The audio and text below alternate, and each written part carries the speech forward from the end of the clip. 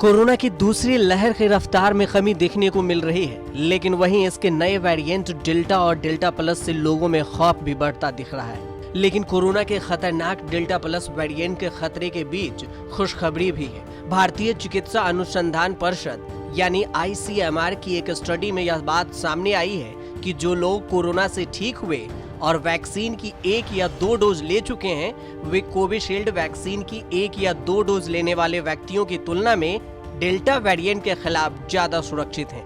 ICMR की study में पता चला है कि ह्यूमोरल और सेलुलर इम्यून कोरोना वायरस के डेल्टा वेरिएंट के खिलाफ सुरक्षा में एक महत्वपूर्ण भूमिका निभाती है, जो अन्य म्यूटेंट स्ट्रेन की तुलना में अधिक संक्रमणीय है। कोरोना से ठीक हुए लोगों ने अगर वैक्सीन की 1 या 2 डोज ली है, तो वे कोविशील्ड की 1 या 2 डोज लेने वाले अन्य लोगों की तुलना में डेल्टा वेरिएंट के खिलाफ ज्यादा सुरक्षित हैं।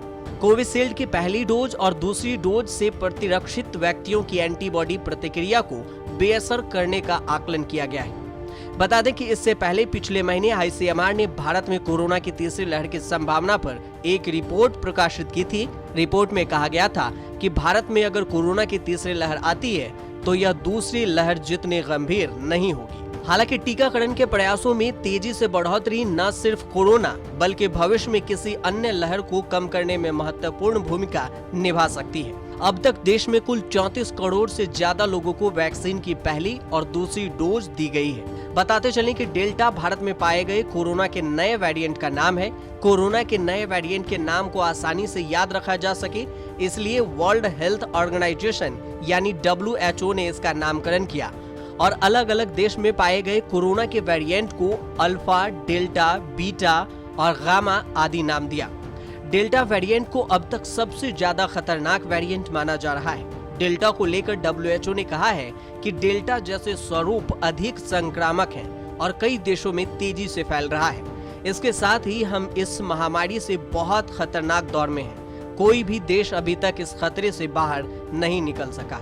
डेल्टा स्वरूप खतरनाक है और यह वक्त के साथ और बदल रहा है, जिस पर लगातार नजर रखने की जरूरत है। डेल्टा स्वरूप कम से कम 98 देशों में पाया गया है और उन देशों में तेजी से फैल रहा है जहां कम से कम टीकाकरण हुआ है।